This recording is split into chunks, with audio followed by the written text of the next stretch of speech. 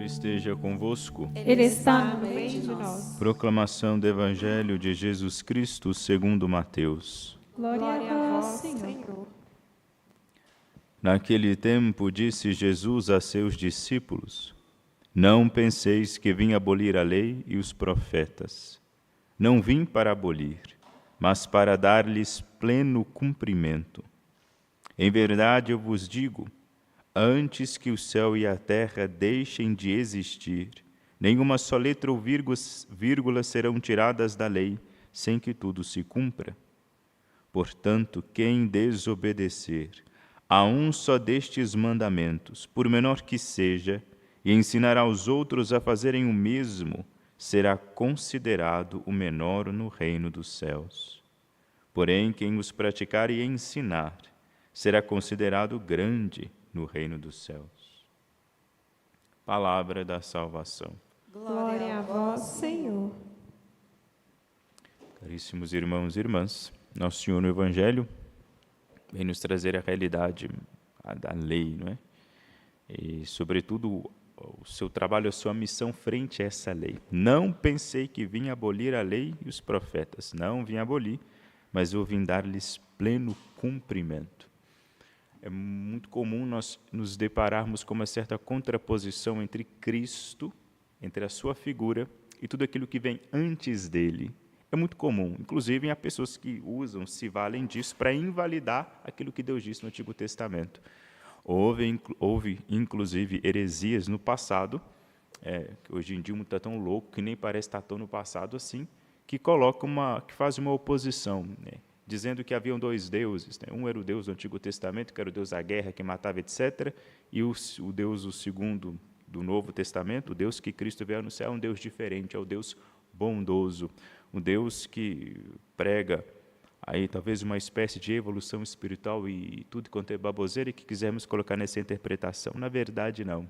Na verdade, o Deus que Cristo fala, o Deus que é Cristo é aquele mesmo Deus que vai falar aqui com Moisés, que vai entregar para Moisés as tábuas da lei, que vai agora travar aqui, não é, estabelecer um relacionamento institucional entre Deus e o ser humano. Deus agora ele vai estabelecer um caminho seguro no qual o homem agora pode caminhar. O Deus do Antigo Testamento, que é visto como um Deus terrível, um Deus maldoso, ele vai fazer isso por quê? Porque ele ama a criatura que ele cria e ele não quer perdê-la. Agora, o povo que ele cria precisa de uma lei porque o senso de justiça perdeu. Conforme foi passando o tempo, conforme aquela geração dos homens justos, Noé, Abraão, Isaac, Jacó, conforme a humanidade, né, as gerações foram se distanciando desses homens, o senso de justiça foi ficando cada vez mais fraco. O homem da época de Moisés, por exemplo, não tinha a mesma gratidão que tinha o coração de Abraão. Abraão era grato por Deus. Imaginem só como é que não devia ser a cabeça de Abraão. Vivia ali, não é? Na terra de Ur, dos caldeus, e o Deus que era cultuado ali não era o Deus lá que havia criado Adão e Eva. O Deus que era cultuado ali na verdade eram outros deuses, né? Eram vários deuses, era uma sociedade totalmente politeísta. E naquele lugar ali onde vivia Abraão, eles se valiam de sacrifícios humanos. Matavam-se outras pessoas para oferecer aquilo aos deuses, inclusive sacrifício de criança. Tanto é que quando Deus, aí já o Deus que cria Adão e Eva, né, o Deus de Israel, o Deus agora que vai eleger Abraão, ele vai pedir que Abraão mate quem? Isaac. O que Abraão vai fazer? Nada, ele simplesmente vai obedecer àquilo que Deus pede para ele. Era algo tremendamente comum.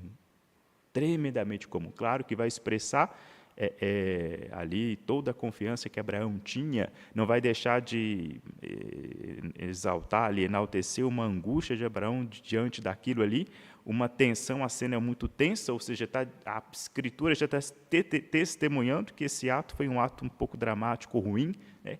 Mas que Deus ele vai se valer disso para fazer com que Abraão sinta na pele que o Deus que fala a ele é um Deus diferente, porque é um Deus que não vai permitir que ele mate seu filho, mas ele vai dizer, não faça isso, não levante a mão contra o seu filho, né? não mate Isaac, e de fato não vai matar. Tem um autor piedoso, o problema é que a memória da gente às vezes abandona a gente, mas é da patrística, Ele vai dizer que, naquela hora, Isaac pergunta, não é, para Abraão, onde está o cordeiro? Né? O cordeiro não tinha, o cordeiro seria Isaac, Isaac seria morto. Ele vai perguntar, onde está o cordeiro para o sacrifício? Né? Essa pergunta deve ter doído o coração de Abraão. Mas esse padre da igreja vai dizer que essa pergunta foi respondida por São João Batista, sei lá quantos mil anos depois. Eis o Cordeiro de Deus que tira o pecado do mundo. Isaac não ia morrer ali naquele altar, mas veio Cristo para morrer no lugar de Isaac. É ele o Cordeiro. Ali, na hora que o filho é tirado, e Deus apresenta o cordeiro ali para que Abraão pudesse oferecê-lo em sacrifício, sem dúvida alguma deve ter brotado no coração de Abraão uma gratidão imensa pelo Deus, pelo seu Deus. Poxa vida, ele não é um Deus como são os outros deuses. Ele me poupou o meu filho, ele me prometeu uma terra, o que ele pede de mim em troca? Ele pede fidelidade. Como assim? Eu não tenho que dar nada, eu não tenho que dar do meu tesouro, eu não tenho que dar nada, eu só tenho que ser fiel a ele, eu tenho que obedecer aquilo que ele me manda. E o que ele mandou a Abraão fazer? A ordem que Deus dá para Abraão é: sai daqui, vai para aquela terra onde jorra leite e mel. A ordem que Deus dá para Abraão é: sai dessa terra aqui, vai para aquela onde tem coisa melhor do que aqui. Eu vou te oferecer aquilo lá que há de melhor. Esse é o mandato, a lei que Deus nos dá. Eu estou dizendo isso para a gente começar a entender o desenho que Deus vai se formando, a relação que Ele vai se estabelecendo, e é uma relação que ela vem sendo formada por meio de leis, por meio de decretos, por meio de ordenamentos dados pelo próprio Deus. Por que disso? Por um motivo muito simples. Deus é aquele que criou todo o universo, cuja sabedoria é infinita. Ele sabe mais do que nós. Né? Se eu quero ir para um lugar desconhecido, eu preciso antes escutar quem conhece o lugar que eu não conheço. Aquela outra pessoa que conhece, o conselho que ela me disse, eu não quero morrer, deixa de ser o conselho e passa a ser uma ordem, porque se eu não cumprir aquele conselho, eu morro. Deus, como Ele tem a clarividência de tudo e quanto existe, estabelece uma relação com o homem, dando a ele ordenamentos, dizendo: olha, se você não seguir isso aqui, você vai morrer. E a gente acata isso com uma aderência, por quê? Porque nós sabemos que a palavra de Deus é definitiva. Aquilo que Ele diz se torna realidade. A mesma palavra que diz: não matarás, não cometerás adultério, não levantarás falso testemunho, amarás o Senhor teu Deus com todo o teu coração, com toda a tua alma, com todas as tuas forças. A palavra que diz esta lei é a mesma palavra que diz que haja luz, e a luz apareceu. A palavra de Deus, ela é criadora, ela é performativa, ela é real. Aquilo que Ele diz torna-se realidade, aquilo que Ele diz é e pronto, acabou, pela autoridade que Ele tem. Por que a lei é o princípio da sabedoria? Porque aquele que aceita que existe um ser que é maior do que ele próprio, que ele não tem todo o conhecimento do mundo como Deus tem, esse obteve a sabedoria, esse obteve a inteligência, esse é feliz. É feliz aquele que conhece os seus limites. É feliz aquele que conhece que existe uma inteligência maior do que a dele. É feliz aquele que confia nessa inteligência acima de tudo. Porque a Escritura está aqui para testemunhar todos aqueles que não confiaram nessa inteligência divina, não confiaram na sabedoria divina e se estreparam. Na maravilha e na generosidade de Deus, que nos dá esses mandamentos para que nós não morramos, e vendo Ele a dificuldade que nós temos para cumprir essa lei, porque nós temos dificuldade, caímos terrivelmente várias e várias vezes contra os 10 mandamentos, por exemplo. E agora o que Ele vai dizer? Não, nós vamos ter que mudar isso aqui. Houve um profeta, se não me engano, Oséias, que vai dizer que haveria um tempo em que seria arrancado do nosso peito o coração de pedra e ali seria colocado um coração de carne. Seria tirado aquele coração frio, a realidade relacional, essa dimensão relacional que existe entre o homem e Deus, para que ele fosse sensível a isso, colocando ali um coração de carne, para que com o coração de carne o homem pudesse sentir. Que o homem entraria cravado no coração, escrita no coração a lei. Não precisaria mais labutar, Porque a lei não seria para ele algo externo, mas seria algo interno. Cristo, Ele vem para trazer para a gente um dom. E o dom que Ele vem trazer para nós é isto, é a lei de Deus inscrita dentro do nosso coração. Aqui inaugura-se os sacramentos. Quando nós somos batizados, o que vai acontecer conosco? O Espírito Santo. Ele vem sobre nós e nos mata para esta vida terrena e nos faz renascer para a próxima, já colocando no nosso coração um GPS. Esse GPS, na verdade, é mais que uma sensibilidade diferente para essas coisas sagradas. Uma sensibilidade que pode facilmente ser afetada por essas coisas divinas, boas e salutares. Todos nós batizados temos isso. É engraçado.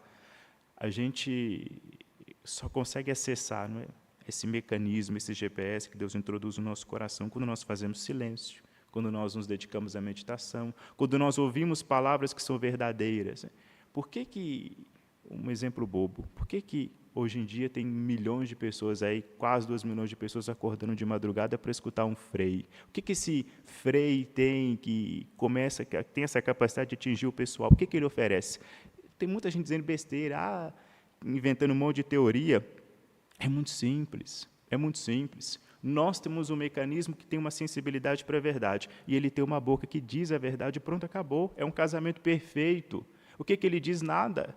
O que o Frei Gilson diz? Nada. Ele prega a palavra de Deus, diz aquilo que está na Sagrada Escritura sem ficar pervertendo o sentido para agradar ele próprio. Ele ensina a doutrina da igreja, a doutrina que santificou homens e mulheres durante 2000 anos. É isso que ele faz. Ele mata a sede do povo. O povo tem sede de doutrina, o povo tem sede de conhecimento, o povo tem sede da verdade. O povo batizado, que tem essa sensibilidade no coração, sabe aquilo que é bom para ela, sabe que não é. Alguns escutam essa sensibilidade, outros não, e aí se estrepam.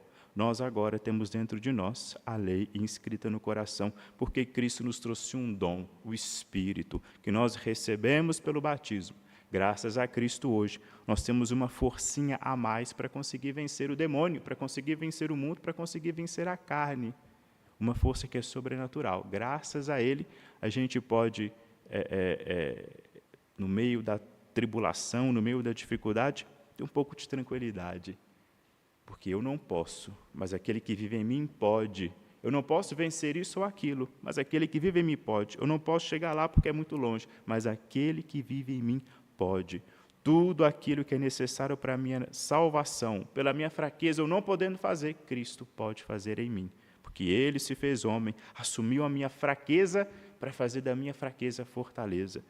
A gente aprende agora, então, a sabedoria, mergulhando na lei de Deus, mergulhando em Cristo, se apegando ao Sagrado Coração de Nosso Senhor, se apegando à sua missão, meditando na sua vida, rezando e contando com esse dom que Ele veio nos deixar, como Espírito Santo. Glória ao Pai, ao Filho e ao Espírito Santo. Como era no